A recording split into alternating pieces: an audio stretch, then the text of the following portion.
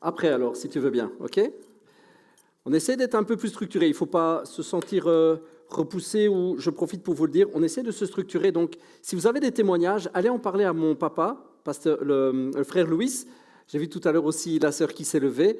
Donc, si vous avez des témoignages, n'hésitez pas à les partager avec Louis. Et comme ça, on vous met dans la boucle et dans la liste. OK? Ça va?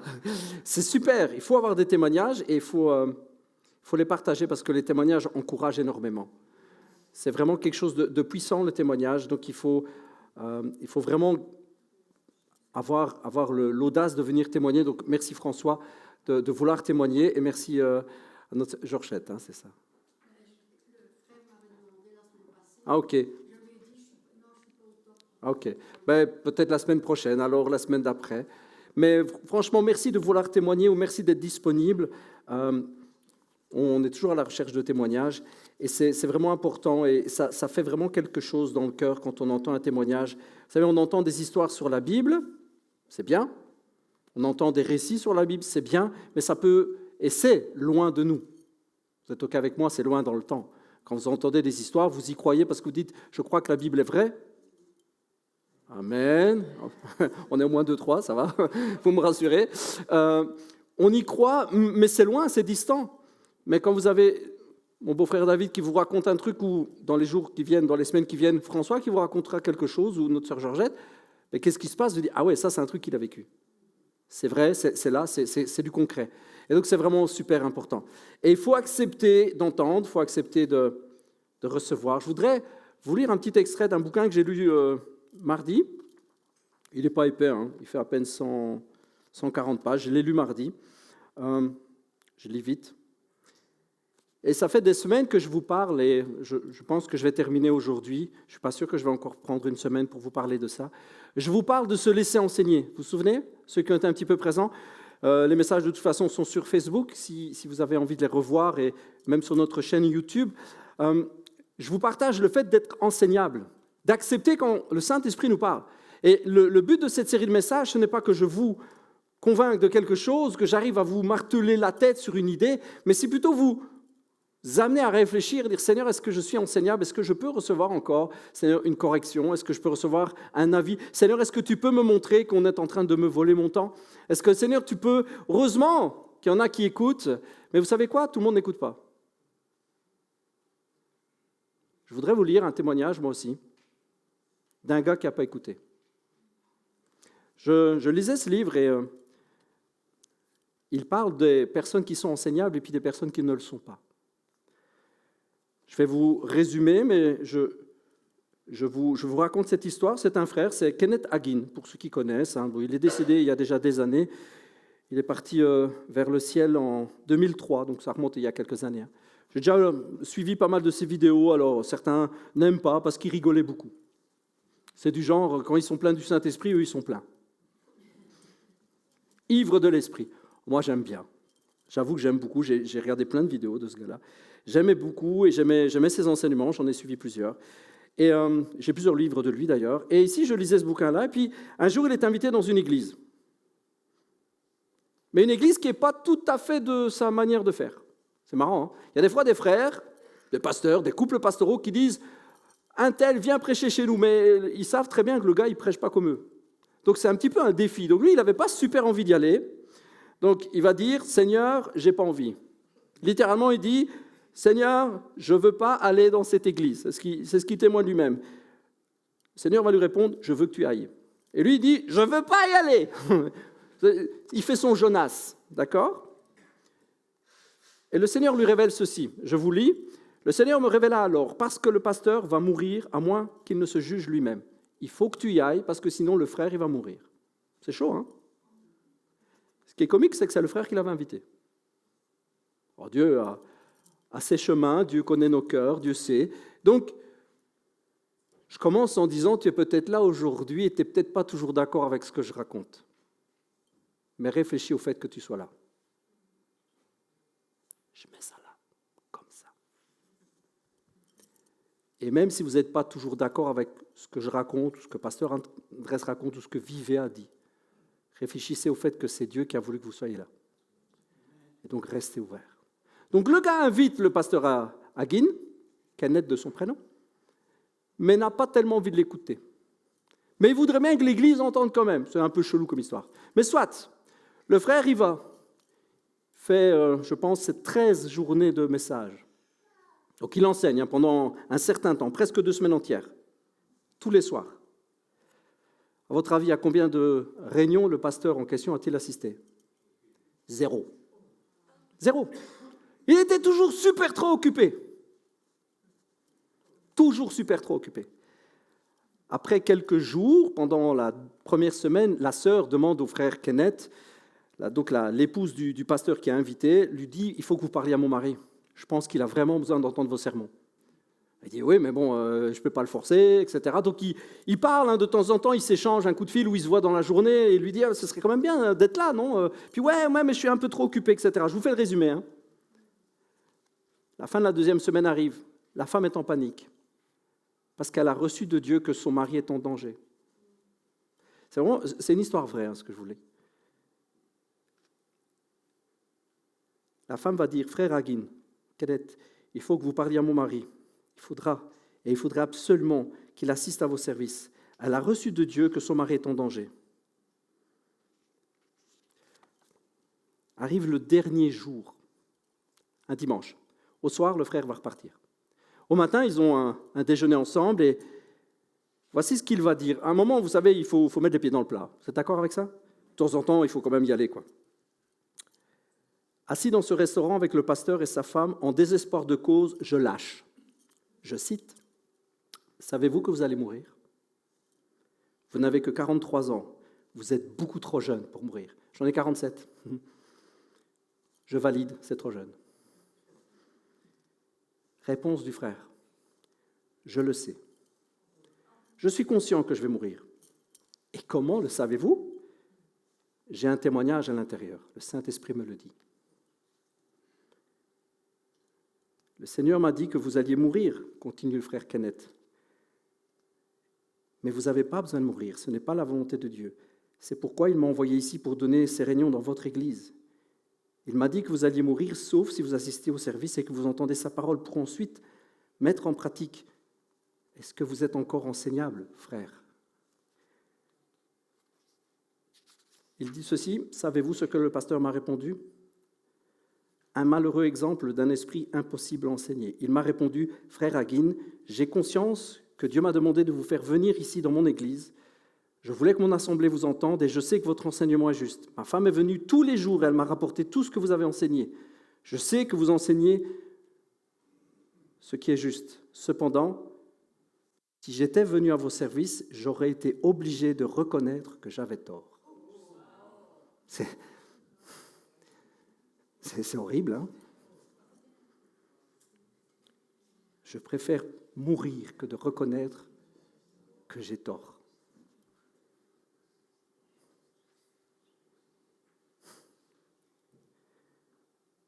Voici ce qui s'est passé.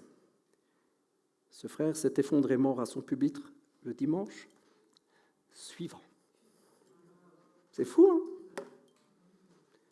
Le pasteur est mort devant son assemblée le dimanche qui suit. Arrêt cardiaque devant tout le monde. Boum, il est mort. Histoire vraie. C'est fou, hein? Parce que le frère était plus enseignable. Alors, c'est pas pour vous faire peur que je vous lis ça. Hein. Vous savez, ma série message, elle est faite et j'ai lu ce bouquin-là cette semaine. Moi, je vois une onction fraîche sur le titre. Ça me donne envie, moi. C'est le genre de bouquin que j'ai envie de lire. J'ai dévoré le bouquin. J'ai mis des post-it parce que quand je suis arrivé dessus mardi, j'ai dit « Oh, purée ». Quand j'ai lu ça mardi, je me dis « Mais je suis en train de prêcher ça, Seigneur. Oh, purée, le timing de Dieu est bon, vous êtes avec moi ?» Est-ce qu'on est encore enseignable? Est-ce qu'on peut encore entendre le Saint-Esprit nous dire « Je ne suis pas super d'accord avec ce que tu fais ».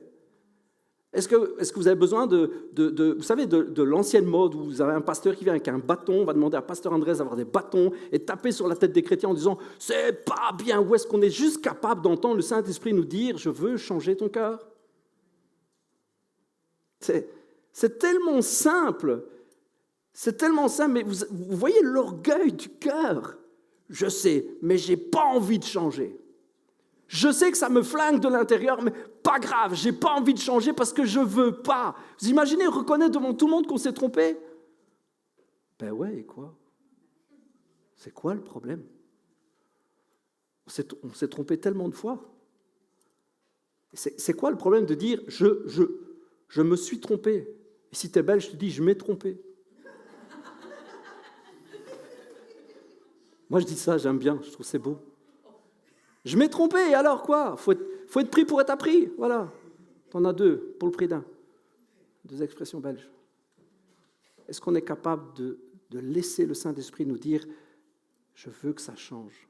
Ce n'est pas accusateur, c'est le salut, c'est la croix, c'est là que tout se passe. C'est quand on vient, quand on a un cœur à cœur avec Jésus, qu'on est là face à sa grâce et puis qu'on le laisse nous toucher. Ce n'est pas condamnateur, ce n'est pas condamnatoire, c'est juste du salut.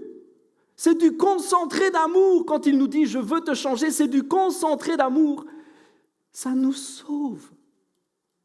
Je voudrais vous donner encore quelques clés aujourd'hui. Vous savez, pour toute cette culture du renouveau, ces choses où on dit il faut qu'on s'aligne, je voudrais encore vous en partager 3. Est-ce qu'on est capable de les entendre? Oui, je veux le croire. Je voudrais vous parler de l'honneur aujourd'hui. Mais l'honneur selon les vraies valeurs du ciel, parce que là aussi, il faut qu'on s'aligne. Vous savez, il faut que nous apprenions à valoriser les gens. Vous êtes OK avec ça? Mais là aussi, combien de fois je vois un glissement dans les communautés, tout ça, on élève pour dire d'élever. On honore pour dire d'honorer.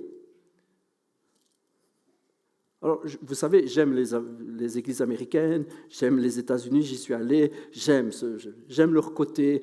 Mais il y a un truc que j'aime un peu moins quand même. C'est les « Come on, yeah, so good » quand le gars, il a juste dit un truc simple. J'ai assisté même à des portes ouvertes dans une certaine dénomination que je ne nommerai pas. Le pasteur était en train d'expliquer, on était toute une série de pasteurs invités, il était en train d'expliquer comment mettre en valeur les toilettes avec la petite fleur, les petits trucs. Il faut que les gens se sentent à la maison, ça, vous savez, même dans les toilettes. Et j'entendais derrière, « Yeah, so good ». À la troisième fois, je me suis retourné. Je dis, il est payé pour le faire ou... Comment tu peux juste dire, « Ouais, c'est génial, ouais, pasteur, quelle parole !» Il a juste dit qu'il fallait que les toilettes sentent bon. Véridique, ce que je vous dis. Evelyne, vrai, hein?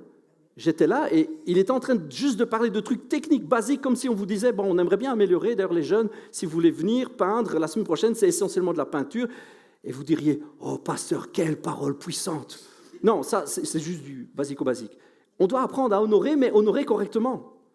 On ne doit pas glisser, tomber dans le truc. Ouais, tout ce qu'on fait est génial. Waouh, quand tu parles, c'est tellement bon. Waouh, frère, super, génial. Ouais, okay, vas-y, mollo. Ça ne sert à rien parce que tu sais quoi, ça perd toute sa force et toute sa puissance. Et quand après on doit honorer les bonnes choses, c'est fade. Parce qu'après, quand tu veux honorer quelqu'un, on est tous en train de ouais, on n'a même pas écouté ce qu'il raconte. Il faut honorer les choses vraies, bonnes, pures, selon les valeurs du ciel.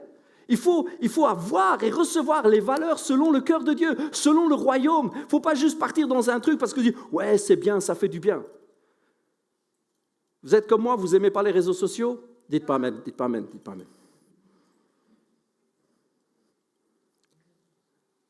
Il y a un moment, je regardais comme ça et j'ai dû arrêter parce que je tombais dans le jugement. Vous voyez? Je voyais des chrétiens parfois mettre tellement des gens en valeur pour rien. En disant, waouh, c'est tellement extraordinaire, quelle personne, quelle belle personne. Déjà, la définition de belle personne, je ne la comprends pas. Je suis peut-être un peu à part. Moi, quelqu'un, il est joli, oui, il est moche, oui, on s'en fout. Mais là, vous savez, la conception de belle personne, pourquoi? Parce qu'elle est gentille, parce que c'est quoi ça? On tombe dans des valeurs qui ne sont plus bibliques. Pour honorer. Mais ce n'est pas ça, honorer les gens. Honorer les gens, vous savez ce que c'est? La Bible nous dit qu'on doit avoir pour eux le regard que Dieu a. C'est ça, le véritable honneur selon la Bible. C'est prendre la perspective de Dieu, l'adopter, voir de la même manière. La valeur d'une personne se calcule par rapport à quoi? Ce n'est pas son compte en banque, ce n'est pas ses études, ce n'est pas s'il est grand ou s'il est petit, ce n'est pas sa nationalité, ce n'est pas son âge. c'est le sacrifice de Jésus. Voilà la valeur du ciel. Voilà comment Dieu voit les gens. Voilà comment il te voit, comment il me voit. Tu vaux la peine qu'il vienne mourir pour toi. Et c'est là-dessus qu'on doit se baser. Nous devons regarder les gens par rapport au salut, par rapport à leur éternité. Nous devons prendre conscience de ce qu'ils représentent. Ils sont une âme vivante pour l'éternité. Et le but, c'est qu'ils soient sauvés. Nous devons avoir ces visions-là. Et nous devons aller chercher ça. C'est comme ça qu'on doit les voir. Est-ce que ça veut dire qu'on ne doit rien juger, rien observer? On va s'aligner sur le sujet. Là, j'ai un gros morceau quand même, Evelyne. Est-ce qu'on peut ou pas juger?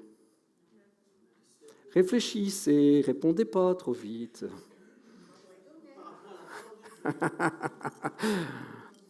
Matthieu 7, qui connaît Matthieu 7?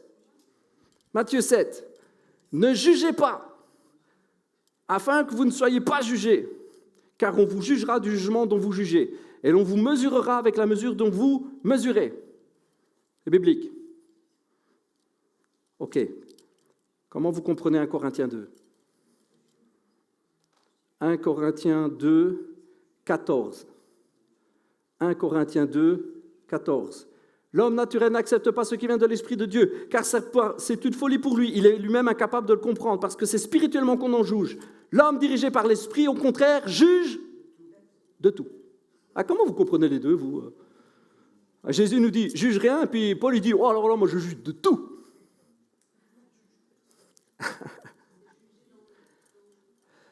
Alors là, merci Seigneur pour les évangiles hébreux qu'on a retrouvés. Parce que l'hébreu est un chouïa plus riche. Ne jugez pas, c'est krino dans le grec, ok? Krino. Krino, c'est juger, mais c'est condamner.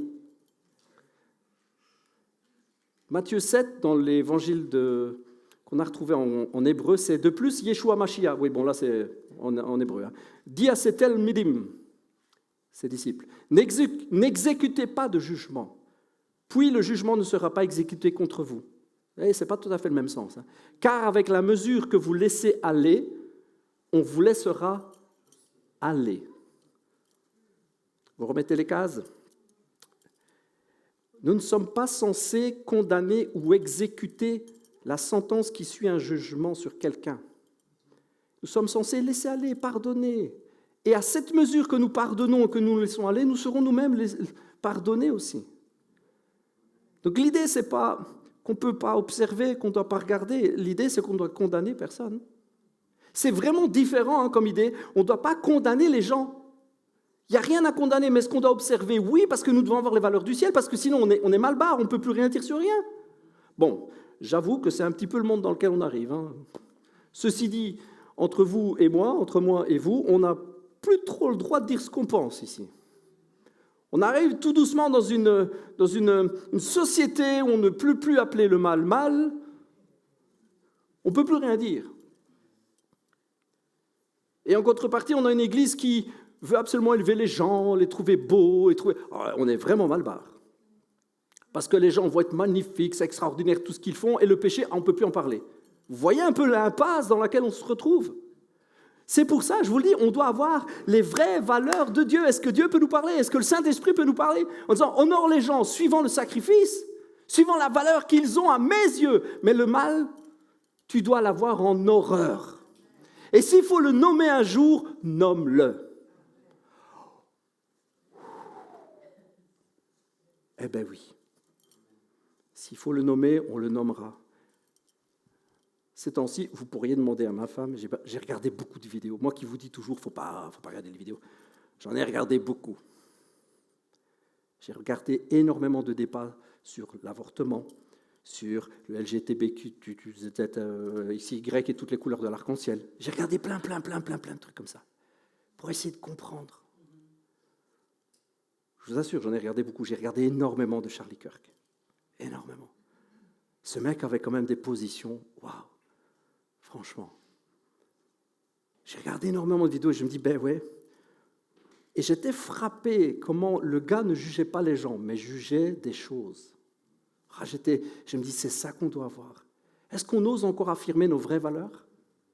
Est-ce qu'on ose affirmer les valeurs de la parole tout en honorant les gens selon la parole. On doit être aligné, la famille. Nous devons être une église alignée. Ma maman vous dirait, un chat, c'est un chat. Hein, maman? Je l'ai entendu toute mon enfance. Je peux vous dire que je sais ce que c'est un chat. Un chat, c'est un chat. Ce qui veut dire, il faut appeler les choses par leur nom. Un péché, c'est un péché. Mais le péché a été réglé une fois pour toutes à la croix. On doit être bien aligné là-dessus. Nous ne condamnons pas le pécheur parce que le péché a été ôté. Mais le péché, nous le nommons et nous n'en avons pas peur. Je sais que ça met une tension parce qu'on dit, mais alors du coup, des fois, je vais blesser des gens. Vous êtes avec moi? Ah là là là là. Pourquoi? Parce qu'on est arrivé dans un monde, dans une société où les gens, comme je vous le disais la fois passée, nous savons qui est notre identité, ce qu'est notre identité. Et nous savons que ce n'est pas ce que nous faisons qui détermine qui nous sommes. Mais dans ce monde, ça marche comme ça. Tu as une autre orientation sexuelle, c'est ça qui détermine qui tu es. Mais pas nous, hein. Nous devons avoir les bonnes valeurs. Nous pouvons aimer la personne, honorer en disant, mais tu sais combien tu as de la valeur. Jésus a donné sa vie pour toi. Voilà mon échelle de valeur. Tu as une valeur infinie. Amen. Les gens ont une valeur infinie aux yeux de Dieu. Il a donné son Fils. La Bible nous dit que c'est ce qu'il y avait de plus cher. Bon, je ne suis pas une bête en mathématiques, mais vous prenez l'infini, ce qui est plus ou moins les moyens, c'est ce qui est plus ou moins les moyens de notre Père. Il a les moyens infinis. Et puis dans l'infini, il prend ce qu'il y a de plus cher. Vous me suivez? Ça fait cher. Vous avez l'infini, et puis Dieu qui voit l'infini, un concept qu'on ne peut pas comprendre, il voit l'infini, puis il dit, le bout de l'infini, c'est la valeur de mon Fils. Ça, je peux vous dire, c'est ce que j'ai de plus cher. Et c'est cette valeur-là qu'il prend et qu'il dit, j'ai besoin que tu y ailles. Et puis le Fils, il dit, j'irai, Père. Ça, c'est la valeur d'un pécheur, quel qu'il soit. Alors que nous étions des pécheurs, la Bible nous dit, alors que nous étions des pécheurs. Ce n'est pas maintenant que nous sommes devenus chrétiens, Dieu nous aime. C'est alors que nous étions des pécheurs. Christ est mort. C'est ça la valeur du ciel. C'est ça. C'est comme ça qu'il faut voir les gens. Mais le péché est un péché. Il faut être aligné là-dessus. Ce genre d'alignement, vous savez ce que ça fait? Ça ouvre le ciel. Ça ouvre le ciel. La vraie culture de l'honneur, vraiment honorer les gens, valoriser même les perdus, les valoriser, prier pour eux, ça ouvre le ciel. Parce qu'en fait, à honorer ce qui est juste comme ça et à lisser complètement le péché, on n'a plus tellement envie de passer des heures à genoux pour les pécheurs. Hein? Ah ouais, là j'ai mis le doigt sur quelque chose. En fait, le problème à tout rendre joli, à plus voir le péché comme sale, on n'a plus autant besoin de prier pour les pécheurs. Alors que si nous les valorisons selon la valeur du ciel et que nous haïssons comme du vieux pu, excusez-moi, le péché, si nous avons cette vraie échelle de valeur, alors nous allons prier pour les pécheurs. Nous allons dire, Seigneur, ce monde pour qui tu as tout donné, purée, Seigneur, utilise-moi, envoie-moi. Seigneur, envoie-moi. Seigneur, voilà ce que ça crée. Ça ouvre le ciel. Ça ouvre le ciel parce qu'alors que tu passes du temps à genoux, la Bible nous dit que Dieu entend. Je ne vais pas vous faire toute la Bible, hein, là. Je vous fais vite un résumé. Dieu entend. Quand un juste crie, Dieu entend. Amen, voilà. Et puis si Dieu entend, qu'est-ce qu'il fait? D'abord, il faut que ce soit selon sa volonté. Hein.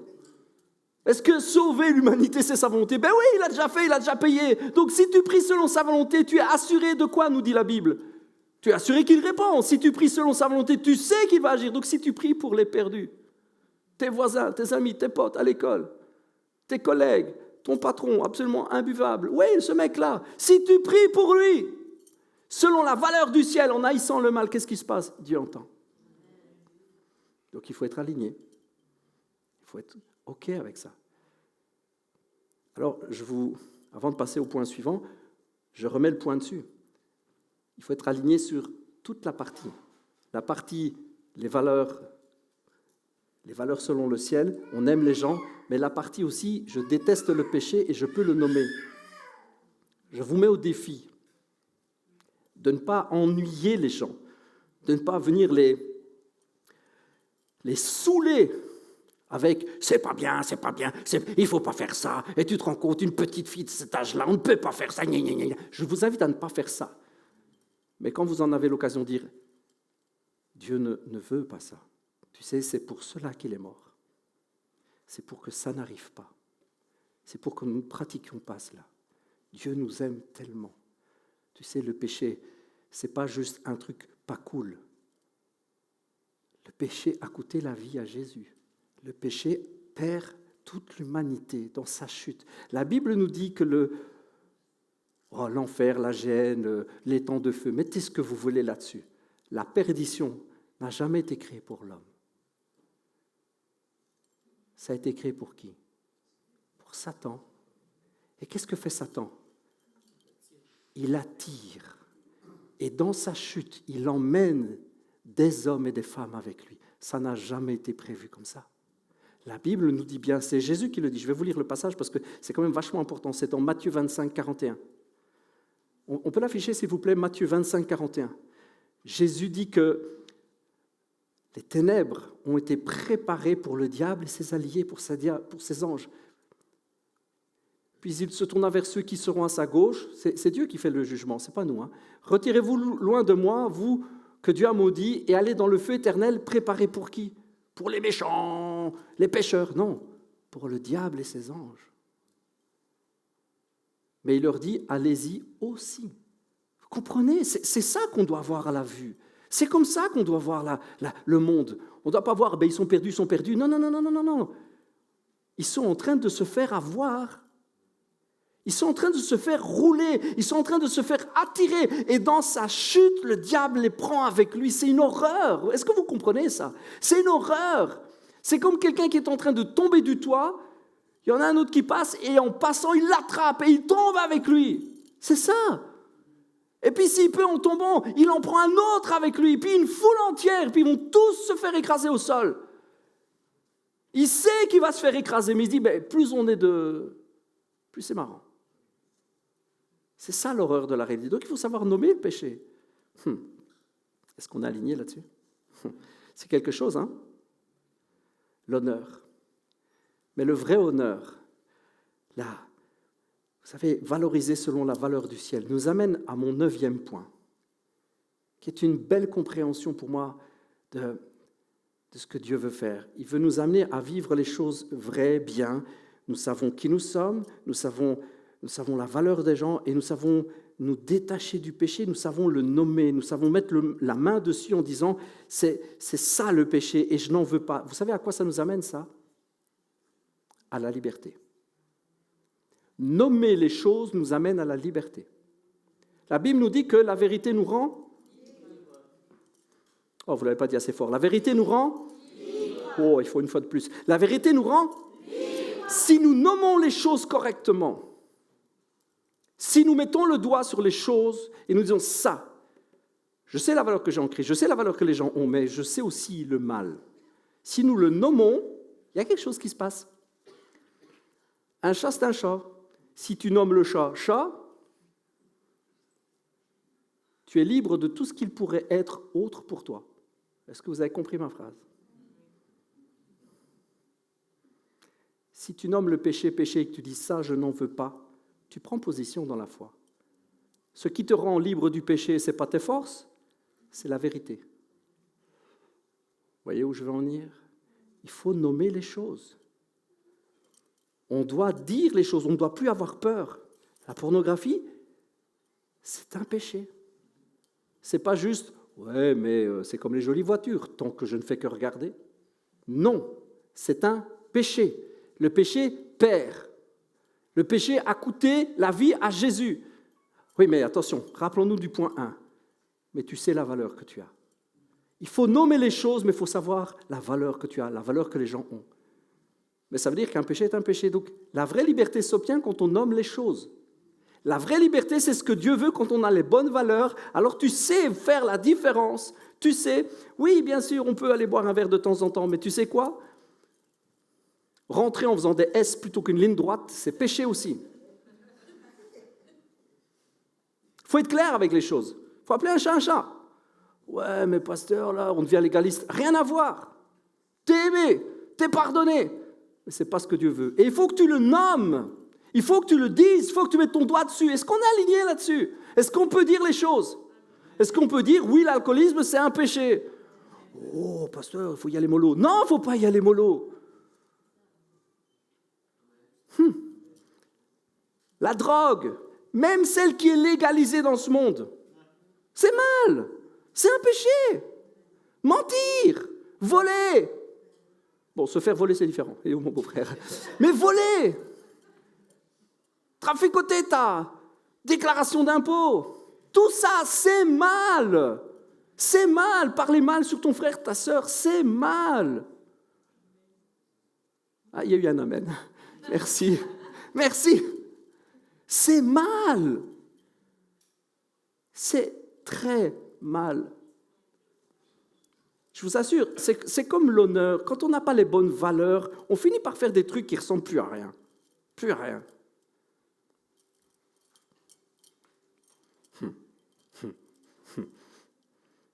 J'ai une discussion hier ou avant-hier avec ma chère et tendre. Je parlais avec elle, je dis, tu sais, on en vient quand même à des trucs. Il y a des chrétiens super carrés. Si leur enfant va dire merde, par exemple, ils vont dire oh. Par contre, ils vont le laisser dire idiot à son copain. Ah, je vous ai tous récupérés. Hein. Comprenez? Les vraies valeurs. Tu dis oh merde, c'est chiant. Ben ouais, quoi, et alors tu insultes les personnes. Oh, c'est des gros mots. Bon, moi, on me disait ça quand j'étais petit. Mais n'oubliez pas que le langage évolue. Par contre, Jésus nous a dit, tu dis simplement idiot, insensé, grosse biasse, au gars d'en face, et tu le penses vraiment, tu es un meurtrier.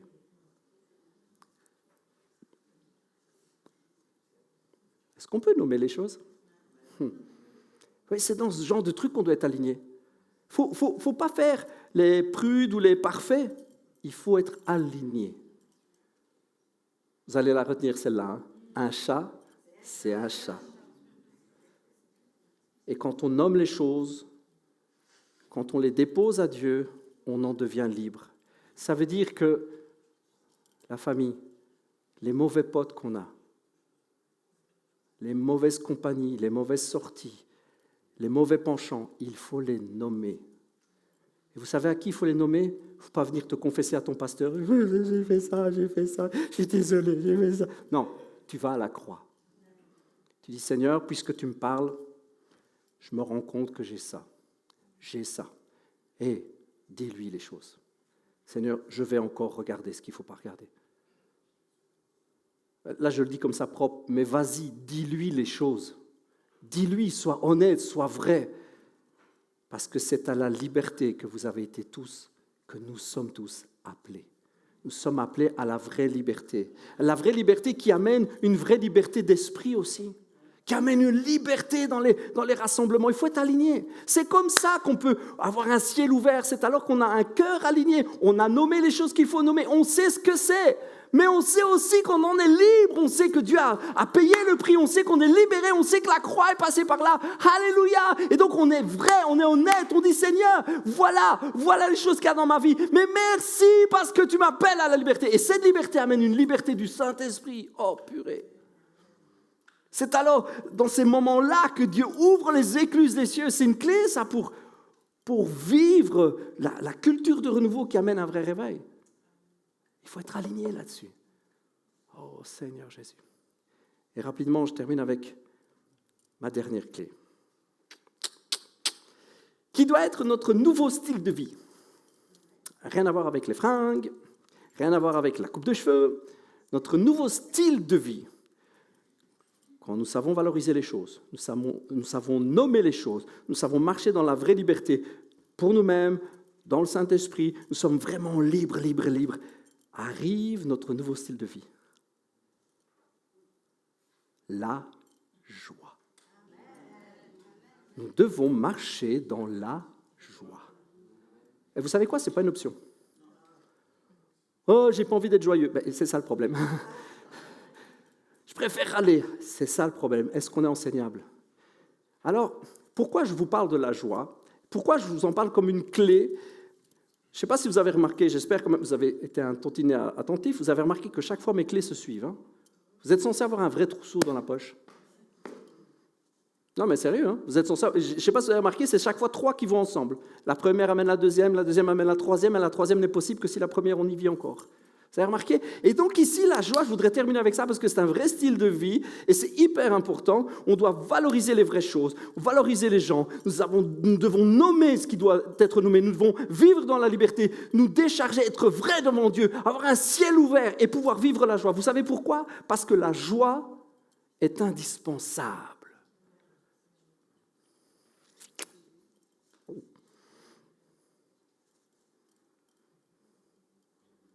Si vous savez que c'est indispensable, on a un problème. Parce que je ne vous vois pas super joyeux. Bon, Evelyne, si. Mais on y travaille, hein, oui qu'on y travaille. Amen. Voilà pourquoi c'est indispensable. Parce que la joie de l'Éternel est une force. En fait, c'est bien plus... Si on le comprenait bien, c'est juste, ça explose le cerveau. Rire, dans toutes les situations, c'est bien plus extraordinaire que vous ne l'imaginez. Même moi, je sais, je prêche dessus, je cherche la joie, mais même moi, je sais que je n'en comprends qu'un tout petit bout. C'est comme la grâce. Bonne nouvelle, on aura toute l'éternité pour en parler. C'est cool. Alors que nous savons rire dans n'importe quelle situation, parce que nous savons valoriser, nous savons nommer, nous marchons dans la vraie liberté, nous savons que nous pouvons, que nous devons et que nous sommes appelés à être joyeux. Et alors que nous sommes joyeux, il y a quelque chose qui se passe. Il y a une puissance qui est libérée. Il y a un ciel ouvert. C'est une clé incroyable pour le renouveau, pour marcher dans le réveil, pour marcher dans le renouveau. C'est une clé incroyable. Être joyeux, littéralement, ça ouvre le ciel et ça ferme l'enfer. Ça coupe complètement tout accès au diable. En fait, sans grande théologie, comment le diable agit-il? Question simple, ce n'est pas un piège, je le précise. Il nous ment, il accuse, il fait peur, il condamne, tous ces trucs-là. Il n'y a aucune joie là-dedans. Il n'y a que de l'amertume, que de la tristesse, que, vous savez, que du ressentiment. Enfin, le diable n'est centré que sur ses propres peurs. Et en fait, quand on est joyeux, on ne l'autorise pas à nous approcher. Alors que quand on a peur, quand on a peur, quand on est triste, quand on ne saisit pas la joie, ce sont des portes ouvertes. Et vous savez ce qu'il fait? Il vient vous filer ses peurs, ses frustrations, son manque de joie, sa tristesse. En fait, la Bible nous dit que le diable, alors qu'il était un ange de lumière, alors qu'il était sur la sainte montagne de Dieu, alors qu'il pouvait jouir de toute cette joie que Dieu avait pour lui, son cœur s'est élevé, et alors qu'il s'est élevé, il s'est lui-même cru, il s'est autoproclamé, il a fait ce choix-là, et puis il a été rejeté. Il a perdu toute joie. Autant il n'y a aucune ombre en Dieu, vous êtes OK avec ça? Aucune mauvaise chose, autant il est parfait, autant le diable n'a aucune joie. Il n'en a plus aucune. Même quand il perd les gens, il n'est pas joyeux. C'est difficile presque à comprendre, mais il n'est plus joyeux sur rien. Il ne fait que se bouffer de l'intérieur, se recroqueviller sur ses propres peurs, parce qu'il sait, nous dit la Bible, qu'il est déjà condamné. Est-ce que c'est impossible à penser, mais est-ce que vous pouvez essayer d'imaginer? Il sait qu'il est condamné, il le sait. C'est définitif et c'est pour toujours. Il y a de quoi vous miner un peu le moral. Hein? Il y a de quoi vous bouffer, vous rendre fou. C'est ce qu'il fait. C'est ce qu'il est. Quand nous sommes joyeux, quand nous choisissons la joie, nous fermons toutes les portes à ces possibilités de venir nous toucher, nous salir. Quand nous choisissons la joie, alors que nous valorisons, nous savons, Seigneur, c'est comme ça que tu as vu le monde. Waouh, tu as donné ton Fils, Seigneur. Nous savons honorer vraiment les choses. Nous savons aussi nommer. Alors nous apprenons à vivre dans une liberté incroyable pour nous-mêmes, mais même dans l'Église. Alors qu'il y a ce ciel ouvert, les dons peuvent être déversés avec puissance, alors que nous sommes complètement libres parce que nous savons nommer, nous disons les choses, c'est la vérité qui nous rend libres. Alors arrive une joie presque incontrôlable, qui devrait d'ailleurs l'être presque, incontrôlable. La seule chose qui nous reste, c'est de choisir ou pas de rentrer dedans. Mais alors que nous choisissons de rentrer dans cette joie, nous devenons intouchables. Parce que le diable n'a aucun accès à la joie. Ce que je vous dis là, ça peut paraître simple, mais c'est de la bombe. Le diable n'a aucun accès à la joie.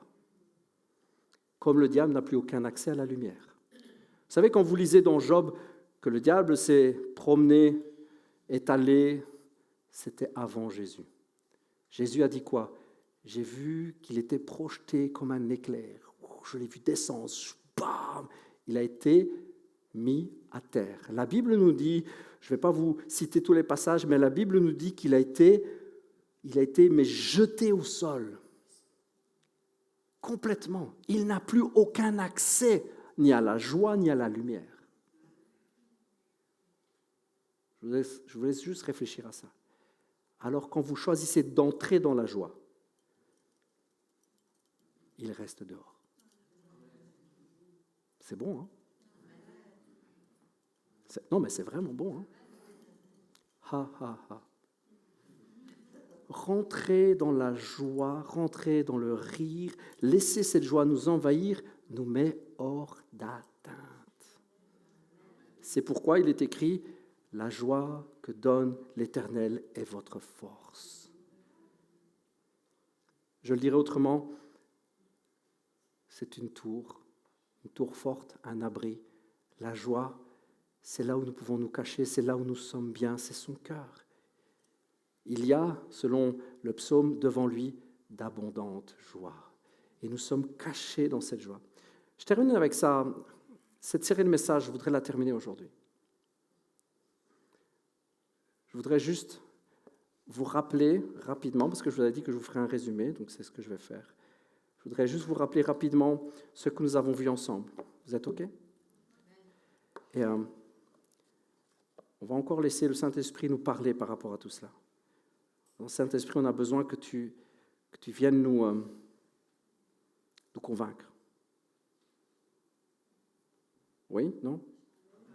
Seigneur, on a besoin que tu viennes nous conduire, nous parler.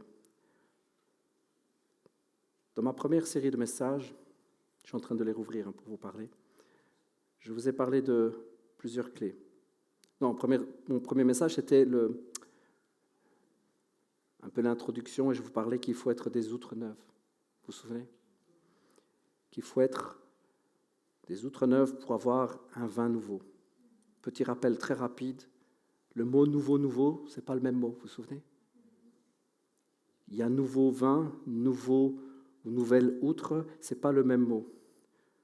Je recherche ma note juste pour vous dire, il y a kainos et néos. Vous vous souvenez de ça ou pas?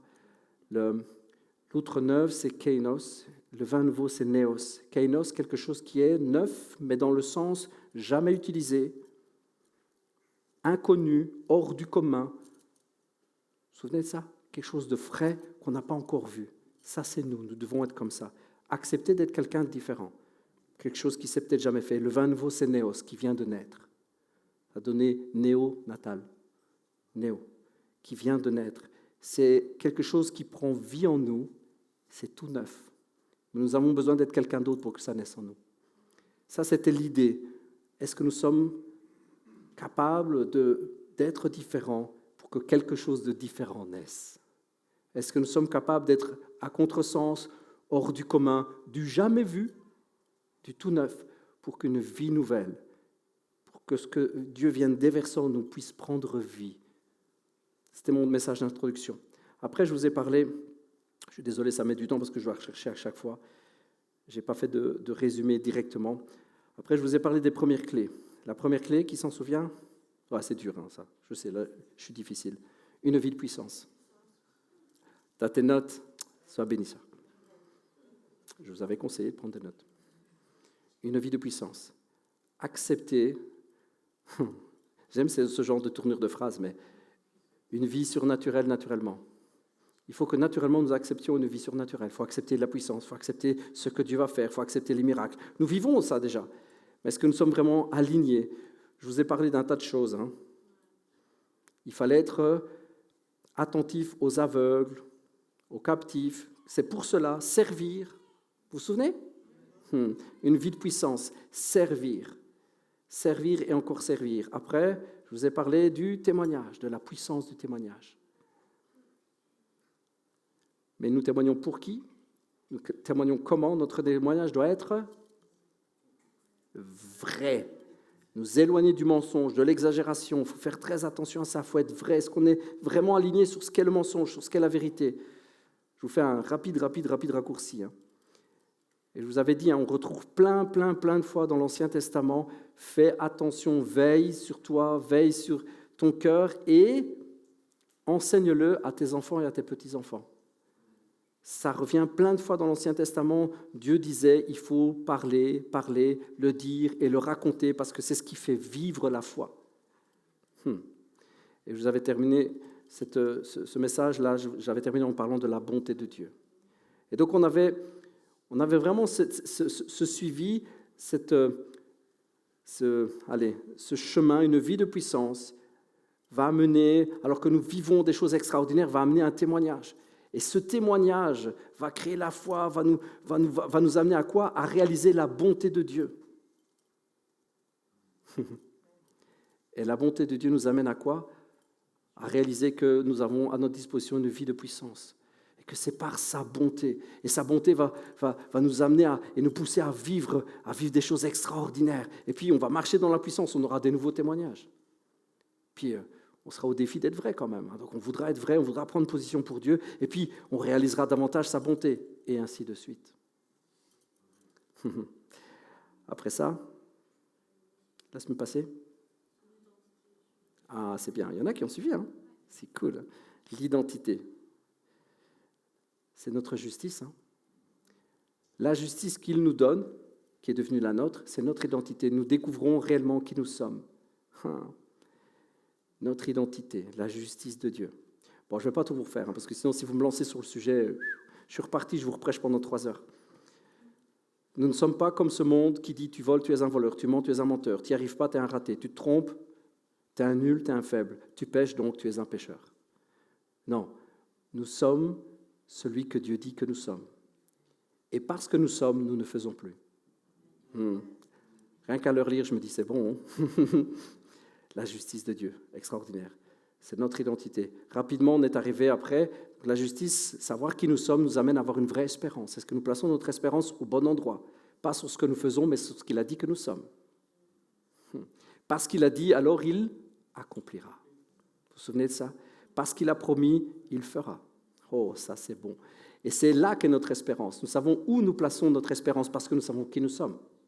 Si nous sommes son enfant, alors nous savons que nous pouvons hériter des promesses. Et c'est là que nous plaçons notre espérance. Oh, c'est bon, hein? Purée, je vais la garder, cette série. C'est bon. Et j'avais terminé après avec l'amour. L'amour. L'identité nous amène à placer notre espérance correctement. Et avoir notre espérance bien placée nous amène à vivre un vrai amour, c'est-à-dire un amour qui n'attend pas. Parce que nous savons qui nous sommes, nous savons qui nous espérons, et de qui nous espérons, et de personne d'autre. Nous n'avons pas besoin que les gens nous disent « Pasteur Michael, ton prêche était vraiment bon. Oh purée, cette série, on devrait la mettre sur le net. Hein. » Je n'ai pas besoin de ça, parce que je sais qui je suis.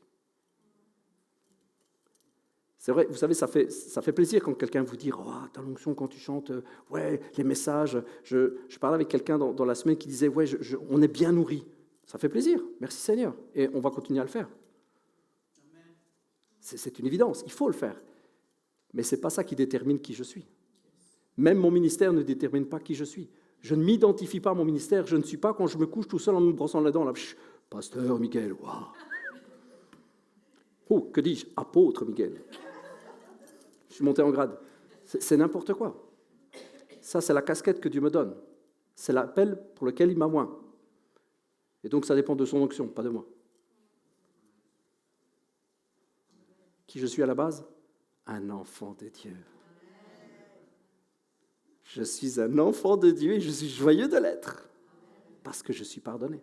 C'était là la série, le message de la semaine dernière. Et aujourd'hui, eh bien, je termine avec tout ça. L'honneur, avoir les vraies valeurs. Et on termine parce qu'il est l'heure. Avoir le focus, savoir dire les choses, nous amène à une vraie liberté. Nous sommes appelés à cette liberté, à vivre libre, à laisser le Saint-Esprit agir. Mais il faut être aligné là-dessus. Et cette liberté nous amène à vivre finalement une nouvelle vie, qui est comme le terreau pour le renouveau. La boucle est bouclée. J'espère que vous retiendrez des tas de choses et que vous avez laissé, que vous laisserez encore le Saint-Esprit vous parler. Ça doit être notre nouveau style de vie. Ça doit être le terreau pour la génération, celle-ci, la suivante et celle d'après encore. La joie. C'est là-dedans que naît un réveil. C'est dans la joie. Un réveil, vous savez, il prend vie, alors qu'on passe du temps à genoux, qu'on vit tout ça, mais qu'on se réjouit. Seigneur, je te remercie pour ces quelques messages que j'ai pu partager. Tu avais vraiment déposé sur mon cœur, Saint-Esprit, que c'était comme le tremplin pour la saison qui commence.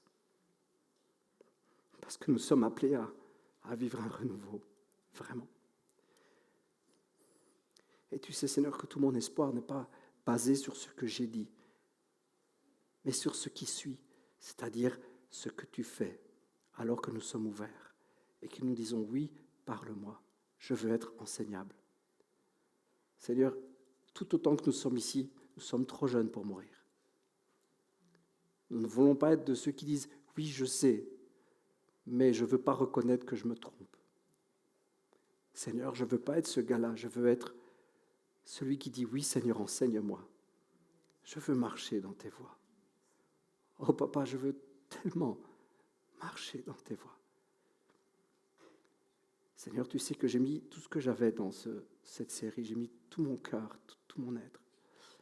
Mais je sais que ce n'est pas ça qui fait. Ce qui fait, Seigneur, c'est cet instant extraordinaire où nous disons « Enseigne-moi ». Alors je prie, Seigneur, que des cœurs, des vies soient bouleversés, Seigneur. Je prie vraiment que des vies soient bouleversées. Je prie que nous ayons une nouvelle perspective, Seigneur. Je prie vraiment que, alors que cette série est terminée, Seigneur, vraiment que nous ayons comme un tournant, Seigneur, que nous soyons chamboulés de l'intérieur. Je te remercie pour ce qui prend place. Je te remercie pour ce qui prend place, Père. Je te remercie vraiment pour la nouvelle saison. À toi revient la gloire. À toi revient l'honneur, Père. À toi revient la reconnaissance. Oui, à l'agneau de Dieu sont toutes les couronnes. Il est digne de toutes les recevoir. À l'agneau sur le trône, la reconnaissance, la louange, l'honneur et la gloire pour l'éternité. Amen. Soyez abondamment bénis. Et laissez encore une fois, s'il vous plaît, laissez le Saint-Esprit vous parler. Amen. Soyez bénis. Un petit rappel pour le car wash. S'il y en a qui veulent que leur voiture soit lavée, je vous rappelle, vous pouvez venir trouver Ilenia qui lève ses deux petits bras. Hop, les deux, voilà. Donc ceux qui veulent une voiture lavée, vous pouvez aller trouver Ilé.